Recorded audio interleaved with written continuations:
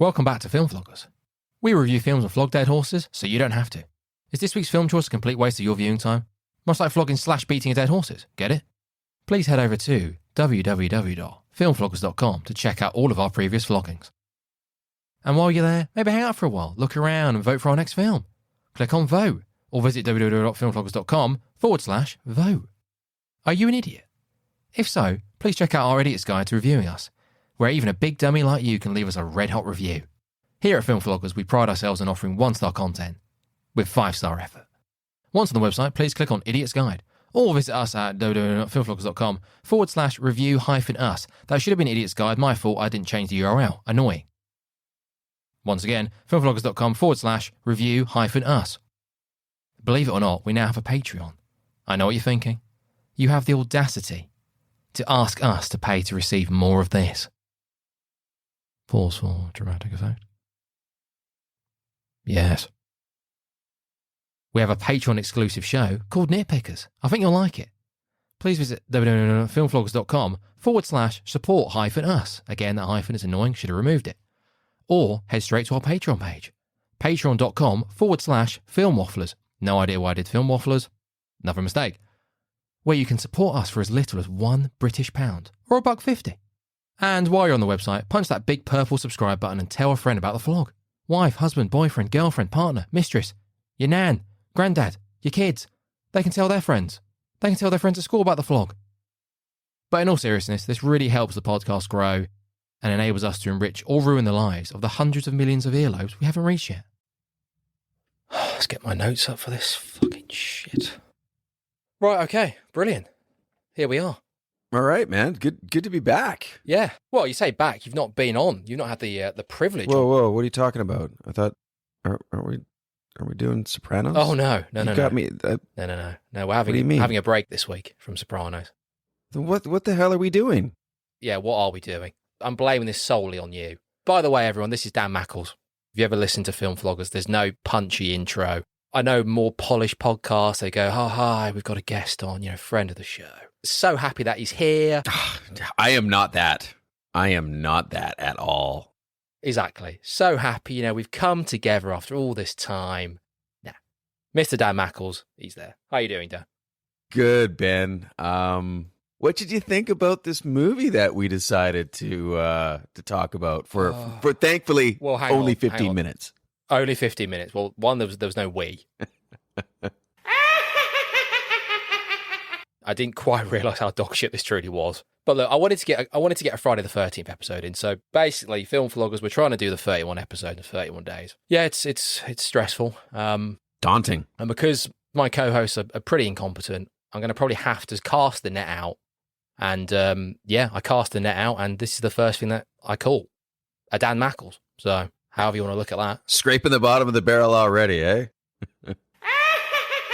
I think this is one of the first. This is maybe there's probably another part that I've not seen, but I don't remember ever seeing this part. You never saw Take Manhattan, eh? I don't think so. You've avoided it for this long.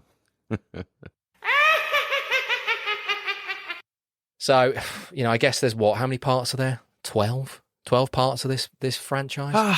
In the official series, I think they did 10, and then you can count 11 for Freddy versus Jason, and then 12 for the reboot.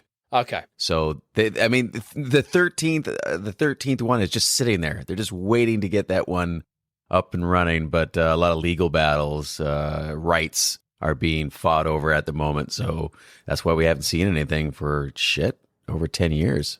Yeah, what was the reboot like? It was okay, wasn't it? I think it was all right. I didn't mind it. I thought here's the thing, right? For you take a look at something like this. This is what the franchise was. Now, granted, this was a really poor entry into the series, but the reboot. A lot of people were like, oh, it wasn't that good. I was like, honestly, compared to what came in the 80s, it was a hell of a movie. It's just, I think people want to remember it for what it was and not what it could be, if that makes any sense. Well, it's a lot better than this junk we're about to speak about, certainly. It's not hard to be better than this, but... Very true. No, it was okay. They change things, don't they? They change things up in the story a little bit, and I guess you got to modernise it a little bit. So I got a question for you, though. You're trying to get 31 films done for October. Yes, I am. Yeah. If you need someone else, I'll come back and then we'll talk about your thoughts on Part 9, Jason Goes to Hell. It would be arguable which one's worse. Well, see, the funny thing is, I actually owned Part 9, Jason Goes to Hell. For some reason, my mum thought it a good idea to buy me that when I was like, I don't know, at best, early teens, at best. Top maybe quality 11, parenting 12. right there. So, yeah, well, terrible parenting, yeah. And I have seen that quite a lot. I've seen that film a good amount of times. I don't know why. Maybe it was because I was young and it was like, oh, this is really gory. Oh, scary. But I've seen that a lot, tragically. Yeah, I think at the time, 12-year-old me was like, this is the best film I've ever seen. I think grumpy 30-something me will be like, this is some of the biggest junk on screen ever. So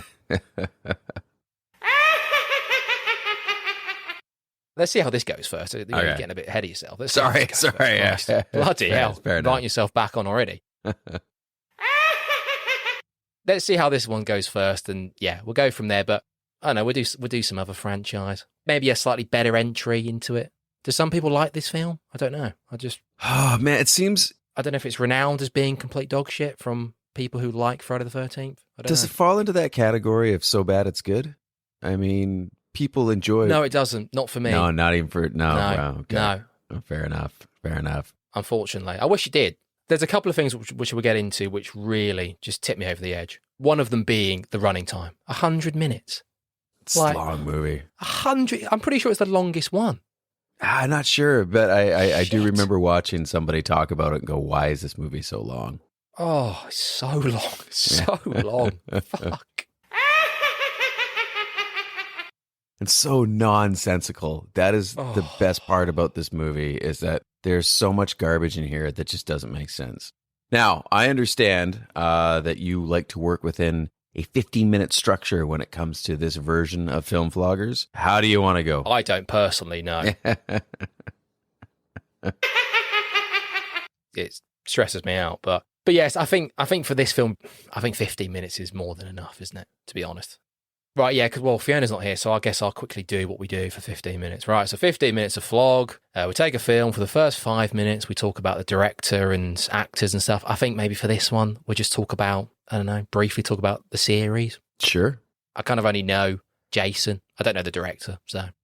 And then after that, 9.5 minutes, we talk about and review the film, all that good stuff. And then final 30 seconds, as Fiona would say, I then shit myself.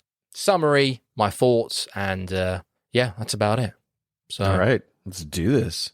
It's pretty straightforward. I know you've guested on other people's podcasts before, but obviously not to the size of FilmFloggers. I imagine you're probably a little bit nervous. No, nothing this big. Very nervous. Yep. Yeah, I thought we'd have this little preamble just to get my nerves settled. You in. Yeah. I think that's the advantage of doing it at 5:20 in the morning. Just get right into it so I don't have to think too much, because it would just be, the nerves would be overwhelming if I had to really take in the gravity of what I've gotten myself into. And I will let you talk about your podcast at the end, because if you've ever listened to Sopranos Redefined, there is an ongoing thing where Mr. Machholz just does not let me talk about FilmFloggers, which is highly frustrating. But I'm not petty, so we will give ample amount of time for you to plug yourself. And actually, do you know what? Just before we start, that's what I like about this kind of stuff. FilmFloggers is a huge platform. I don't want to shout numbers at you. I don't like talking about numbers and downloads, but we're a pretty big deal. We're getting at least 25 downloads per episode. Damn. Okay? Just take that in for a second. Breathe.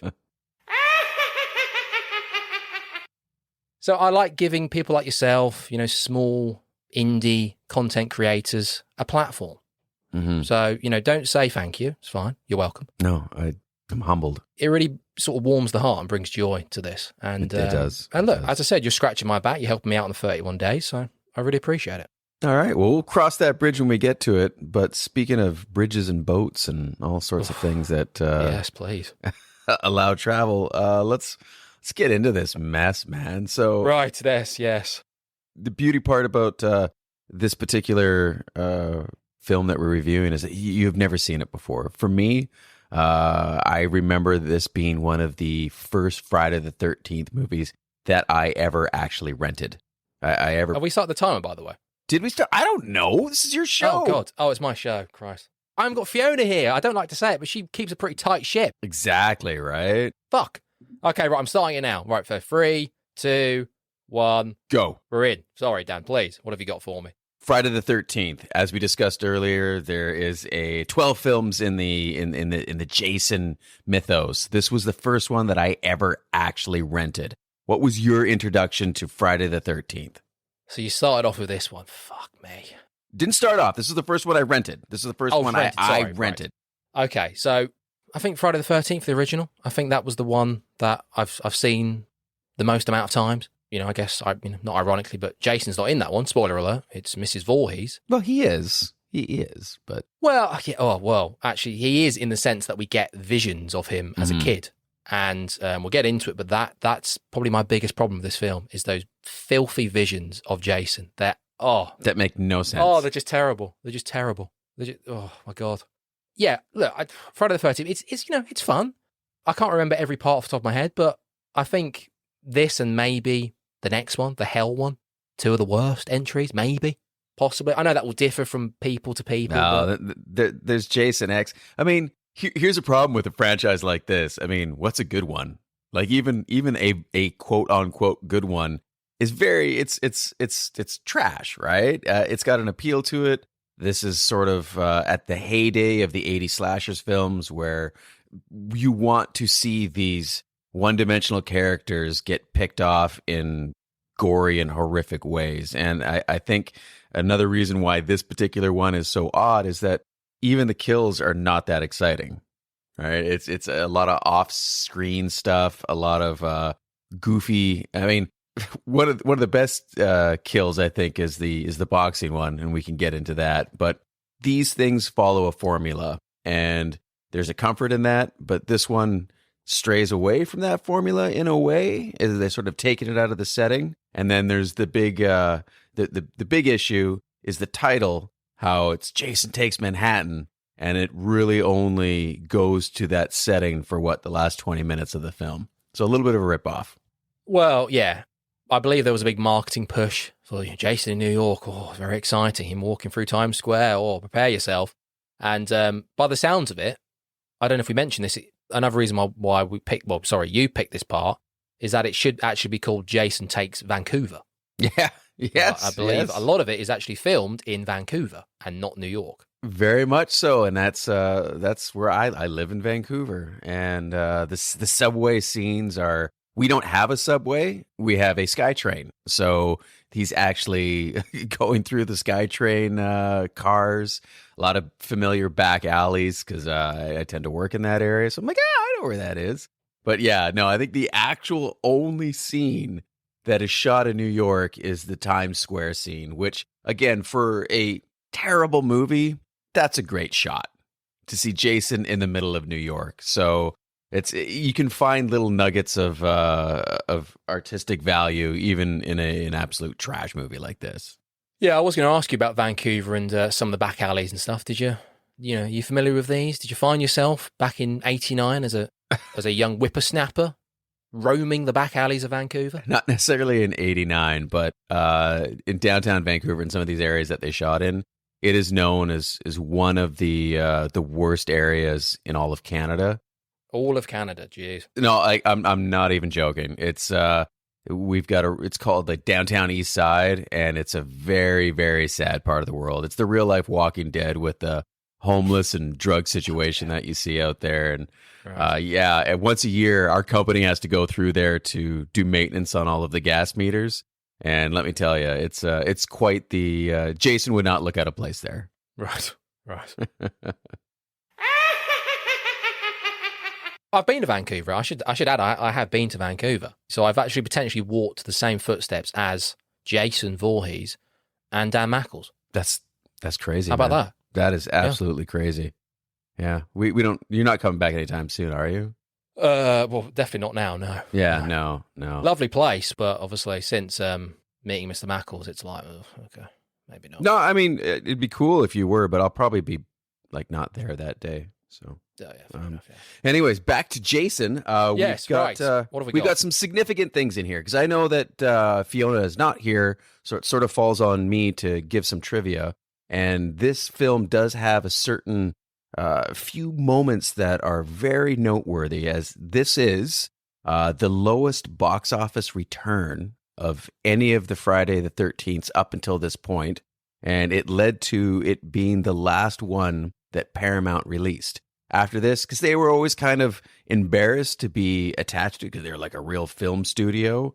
So they were just looking for an excuse to get rid of it. And after this, they sold the rights off to New Line Cinema, who took the franchise forward. Okay, yeah, it's kind of interesting. Yeah, I'm pretty sure like 4 parts ago they were supposed to end Jason. There is one called The Final Part, where Jason is actually supposed to die. And I don't know if financially it did well. For whatever reason, they were like, no, let's bring Jace back. I know there was one where it's not actually Jason, it's someone else. So Jason actually is dead and someone else is doing it, like a copycat killer, whatever he is. Fine. The one before this, maybe, there's like some psychic stuff. Yeah, it's basically Jason versus Carrie. Yes. Right. Yeah, okay. And then the thing is with this film is that the premise and the idea of leaving Camp Crystal Lake, because like, yeah, this is the 8th part. We've seen plenty of Camp Crystal Lake. We've seen it. You know, how many ways can we have Jason come back, roam around the camp, kill people in lots of different ways? Let's move it. Let's try something different. And it's like, yeah, so it makes sense. But it's just the idea of the fact that it's not in Manhattan. It's in New York for about 2 minutes. Just how long we spend on that cruise liner. Yeah. And like, as you said before about the kills, there's no, yeah, you can say the boxing one is like, kind of interesting. It's all right. It's okay. The kills overall are just boring.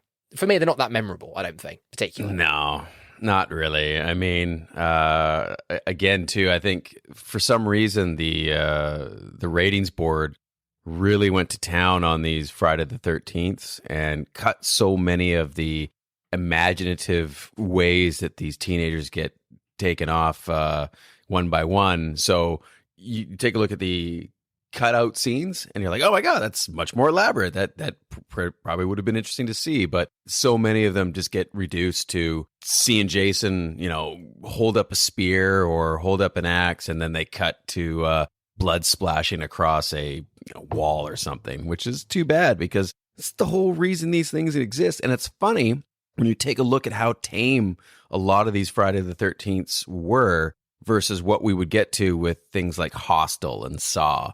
It's laughable how these ones were, so glorified for how gory they were, and in all actuality, they're not. No. Now, again, I don't know if you can answer this question, but did we, before Part 8, get teleporting Jason? I feel like Jason is teleporting a great deal in this. In the disco scene, he teleports up a ladder to get that bloke. Some more teleporting down in Vancouver.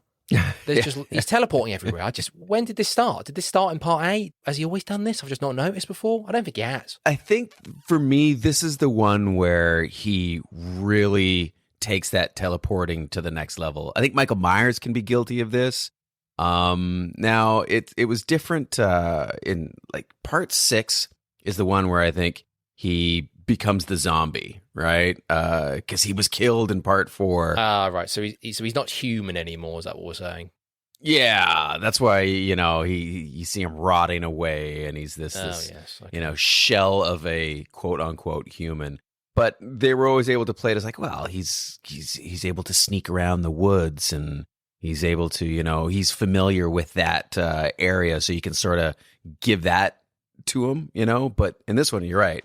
It's like one moment he's there, one moment he's over here, and it's not really addressed in any way, shape, or form. Like you said, like he teleports up a friggin' ladder, right? Yeah.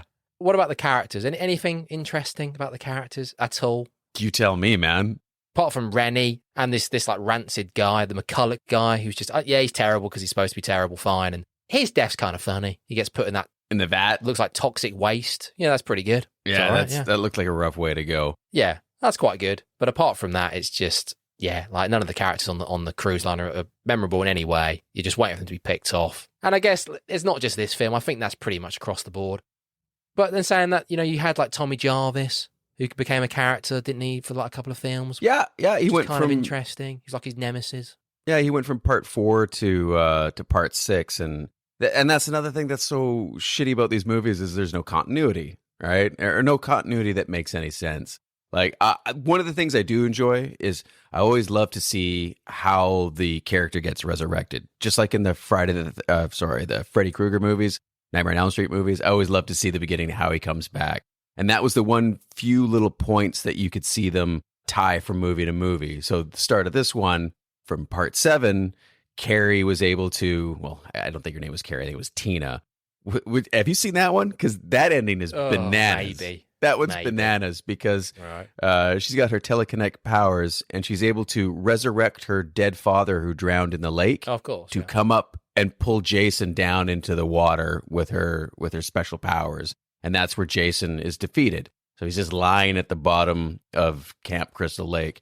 And it's cool in this one. You got the teenagers making out in the boat, and their anchor just happens to drag a power cord across Jason and get him off. And I love that stuff. I love it, right? And how they're like, oh shit, we destroyed his mask in part 7. What are we gonna do? It's like, well, the guy in the boat's got a perfect replica of a Jason mask. That's great. Talking about the mask, yeah. So he flashes the mask when he's in the only bit in New York to the punks. We get that, which is just lame. I love that. I you know what? It's stupid, but I love that scene. It's so dumb. The thing is, with the mask, I don't like the idea of seeing too much of Jace without his mask on. And I know probably this isn't the first time. Ones before his mask comes off, and I understand that it comes off in the sense that he becomes weakened, and that's how you get him when the mask comes off. But the ending on this as well, maybe they could have salvaged it a bit with the ending. If this film could be any worse, you've got these visions of this kid, and they're just absolutely terrible. But the kid's not consistent. One time he looks normal. The next time he's got the little, like, what's happening? Yeah, the makeup's all over the place. Oh, it's dreadful. Yeah. Is it to set up just him at the end? Is that the only reason they're there? That bit when she's in the car. So they're still in Vancouver having a lovely time in the back alleys. It's a lovely city. They all load the car up. So there's all people. They've seen Jason just kill a police officer. Everyone is aware that Jason is there. He's alive. Oh my God. They drive off, and then we get another, potentially the worst vision of all. He just appears in the road or wherever they are, in the back alleys of Vancouver. And then we get this slow-mo of them in the car. We get the zoom in of Jason as the kid. And she drives a carload of people into the wall because she's just seen the real Jason, but she thinks, oh, no, I've got to now try and run down this vision. Mm-hmm. Sums it up. Absolutely dreadful. Well, I mean, you take that. Do you think that beats his death? The vision's there just so the death where he becomes... Oh, so it's all tied together? Well, I don't know. So the sewers get flushed with toxic waste. Yeah, I'm sure that happens all the time. And naturally. Then he sets on fire. Does anyone drop a match? I don't see anyone drop a match. He just sets on fire. Yeah, and then he does. He turns into a kid, and his mask floats off. Yeah, no, Why? So what happened to that kid? Was the kid dead, or was the kid just napping? I don't know. Yeah, because so does the kid hang out in that toxic sewers until the next movie, and that's why he looks all bloated and weird? I don't know. Well, yeah. It doesn't follow on, does it? So when Jason goes to hell, I'm pretty sure we're just back with Jason again. And they kill Jason, and then there's all this shit about when the doctor eats his heart or something. So absolutely junk.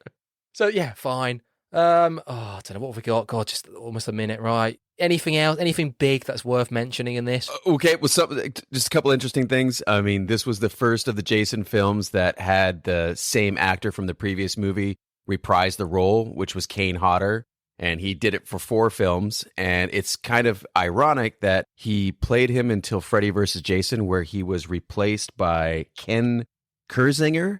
Ken Kirzinger was actually in this movie. He's the very large cook that Jason picks up in New York and throws against the wall. So I thought it was kind of funny that guy goes on to play Jason. Oh, shit. Last 30 seconds. What have we got? God. What have we got? This was the second lowest gross of any Jason movie at $14.3 million. Does that count for something? Yeah, whatever. Yeah, fine. Yeah. That's good. Final thoughts. Quick, you're the guest. I'm nice. Final thoughts. Jason takes Vancouver. What do you think? The best part was he punched someone's head off into a dumpster. How can you beat that? Yeah, I like the guy getting dunked in the toxic waste or whatever. It's pretty good. Fantastic. Interesting concept, just not used very well and just not utilised. Great ideas, just not realized. Did we do it? Did we do it? That's it. We did it. Oh, wow. The irony of that is that you could probably do half hour on that, I think 15 minutes in some ways, probably, it's enough, but it's kind of not enough because there is lots of junk to talk about. Yeah, why does 15 minutes, it just sounds better than 20, right? Like, I don't know. It's you really got to compress your thoughts there. But I didn't take as many notes as I usually do for Sopranos. I thought 1 page is probably good. It'll be fine anyways.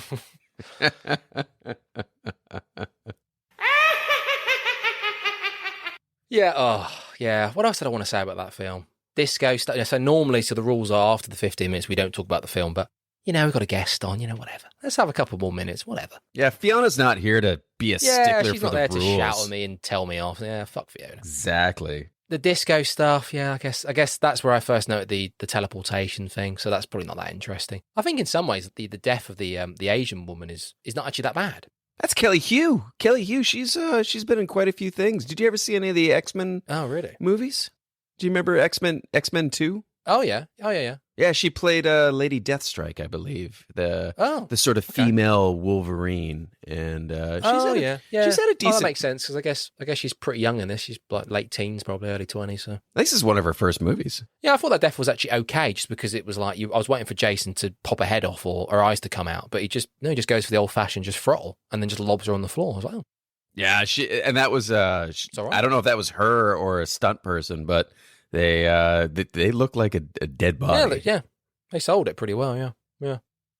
I think I had a bit of trivia about the idea that the budget wasn't there because the guy who wrote it. I don't know if the director wrote it as well. I don't think he did. Rob Hedden is the director. I don't know if we mentioned him, but no, the guy who wrote it. I think he had scenes lined up for like the Brooklyn Bridge, Madison Square Garden, Empire State Building. All the places you associate with New York. Could have been great, man. It could have been great. It's just too expensive, right? Well, yeah. That's the thing, isn't it? It's just, I can only imagine what people must have thought when they came out of this. Being sold this big thing about Jason, New York. Fuck, yeah, that's going to be pretty fun. Maybe he go, Central Park. I've been there. Whoa. No, just a bit of Times Square and that's it. I think my lasting memory when I was watching this, and it came out in 89, and I probably would have been maybe 12, 13 around there. And I just remember being bored. I remember entering it going, this is really boring. It's just so long. Yeah. And 100 minutes of this. And not necessarily scary at all, No. But it's crazy too. When I was just taking a look at the, the budget and what it made, and I was surprised to see that it was the second lowest, only in the fact that, do you know what the lowest grossing one was? Is it a surprise? For me, it was a surprise what the lowest grossing one was. It was Jason X. Oh, yeah. Oh, right. Yeah. Yeah. Which is like, okay, whatever. But you take a look at the comparison. This one had a budget of $5 million and it made 14. Jason X, it had a budget of 11 million and made somewhere around 13 million. So you could imagine what kind of disappointment that was, right? Because it's the Jason X, for as goofy as it is, it's the best looking. It's the highest production of any of the Jason movies until they get to Freddy versus Jason. But yeah, it's a weird franchise that has endured for as long as it has, and really, it's been all over the map. Do you have a particular favorite? It's hard to look any further than the first one. Which is so disconnected, if you think about it, from the rest of them. Well, I know. I think maybe the final part. I haven't seen that for a long time, but I think Tom Savini comes back, and I think the death of Jason. There's the bit where I think he gets his machete in the face, and he kind of slides down the machete. Looks great. I think that's a pretty. I haven't seen it for a long time, but I think that's pretty good. And the final part. So maybe that should have been the final part. But it made money. It made money off no budget, right? So how can you stop? I think Jason X was fun when I first watched that. Again, I remember thinking 12. It was fun. Dumb, but fun. I think maybe if I was going to do some more Jason, if we're going to stick to the shit Jason, maybe Jason X makes a bit of sense. No, my favorite one, and I actually talked about it with Lindsay from Schlock and Awe on her show. Much more polished version, best podcast I've ever been on. We talked about Jason Part 6, Jason Lives. That's my favorite Jason. That's the one where they're sort of, I think they hit the right balance of almost Scream in a way, where they're parroting the genre but yet still putting out a very good product at the same time. So that's that would be at the top of my list. Yeah, it's one of those, isn't it? Like if you had more time, didn't have to go and do a job and stuff and do all the shit stuff in life. If you could just sit around all Halloween and just podcast and watch films, yeah, I'd happily just sit there and watch all 12 Friday the 13th. Right? Why not? Exactly. And then just go on 15, 20 minutes, just talk about them. Perfect. Similar to when me and Fiona did Saw recently. Obviously very different in terms of what's happening, but yeah, there's like 10 of those. Yeah, I'd sit back and just watch all 10 of Saws. Why not? I don't think I've seen anything beyond the first 3. Well, saying that, to be fair, how many film series do you know that have kept the quality going? Even for a trilogy. If you can get a decent trilogy out in a film series, you've done extremely well for yourself. Yeah. Anything past that, it's like, when has the fourth part of a film series been like, oh yeah, do you know what, this is on par? Over 3 and above, it's like, yeah, this is just, it's getting made for the fans and all the rest of it, but I just can't, the quality just starts to suffer. It's got to, hasn't it? Because they've got to just keep coming up with just stupid things. I know you and I talked about doing Hostel, and yes. I think I'll save some of my thoughts if we ever get around to that, because I've got a lot of thoughts when it comes to Saw and Hostel and what that did for the quote-unquote horror movie genre, and I don't like it. So, but yeah, man. Listen, man, I said I'd give you 15 minutes, and it seems like you've dragged like at least half an hour out of me. Well, I've not got Fiona here, so this is great. This is just turned into like a normal episode. This is brilliant. I'm not getting shouted at. There's no pressure. This is great. Okay, Apart from talking to you, this is great. I don't want to get up this early to do a fucking show anymore. It's stupid. Imagine that, but talking about The Sopranos. Talking I about know. the greatest TV show ever. And I've got to get up at 5:30, and I've got to look at that mug, and I've got to come up with some really good points. I've got to carry The Sopranos show. I've got to carry it. Yeah, you do. Yeah, you do. It's not easy. Maybe a bit more gratitude.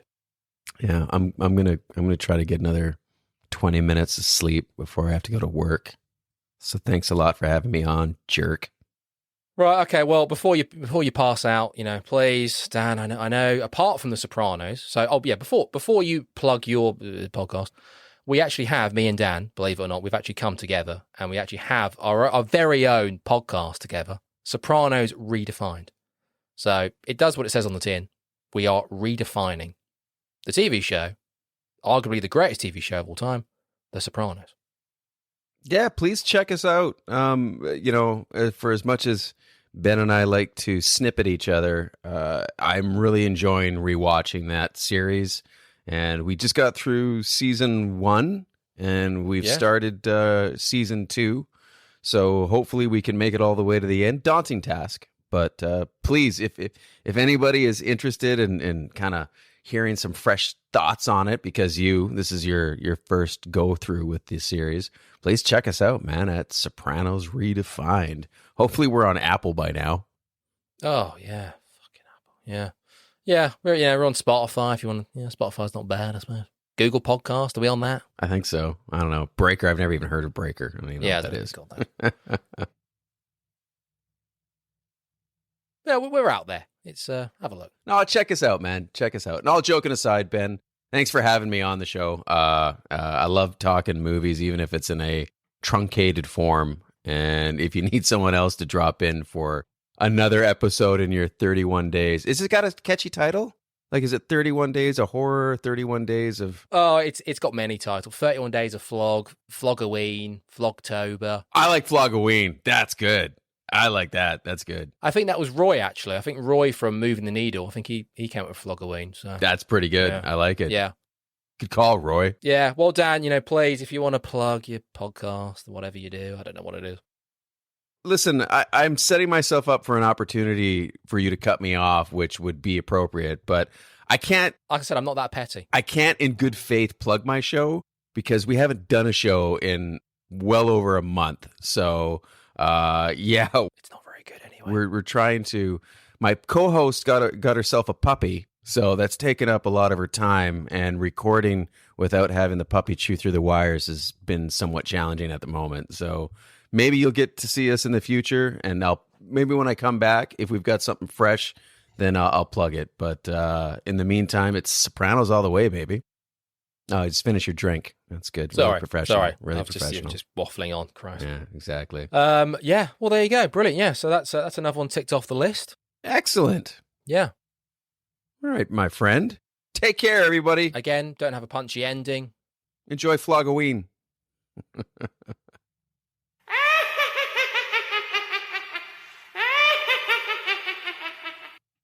Right, okay, tell everyone, God. So you can find us on the Facebook, the Twitter, the Instagram, and on TikTok, but Ben doesn't usually use TikTok that much anymore because Does someone have a child? And if you'd like to leave a review, please like, share, and comment, and you can find us on all the podcasts and sites. Good Pods. Good Pods, yeah, Podchaser. Obviously Apple, there's always Spotify always stuff. room for a review there. Yep. Send in your 15 seconds. 15-second reviews. I forgot about that on the last please. episode. Thank you. Hello and welcome to What's Our Seat Number. If you're listening to this trailer, you're deciding whether or not you're going to listen to this podcast. Good. But chances are we've lost you already.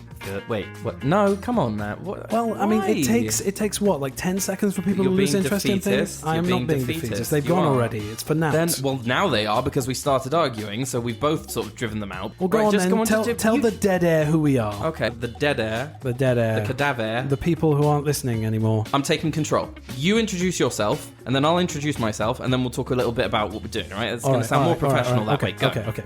I'm Johnny Gross. I am a filmmaker and a film fan and fanatic and obsessive. Good. Very good. That was very well done. Very professional. You sounded like you're in control and almost like you know who you are. All right then, and who are you? I'm Sai. I'm a 3D artist and a game designer, a film fan. I'm your brother as well. Really? So we're going to be talking about some of our favourite movies and hopefully some of yours as well. There's going to be trivia behind the scenes. Do you want to tell the listeners why we've called this podcast What's Our Seat Number? You really came to the right person with fielding this question because I feel that I can take this story and really bring it to life. Okay, so one time we went to go and see a film in the cinema and I asked, what's our seat number? Fantastic. Was it good? Yeah. I did it for you. It's great. If you want to hear more, you can check out the rest of our episodes. We're hosted by Podbean, but you can also find us on Apple Podcasts, Google Podcasts, Spotify, Amazon Music or Audible, TuneIn, Alexa, Listen Notes, and now on iHeartRadio, Player FM, and Podchaser. So pretty much wherever you get your podcasts. Please don't forget to review, like, and rate, and keep listening, because the more you listen, the more we'll be able to produce. Bye. Ta-ta.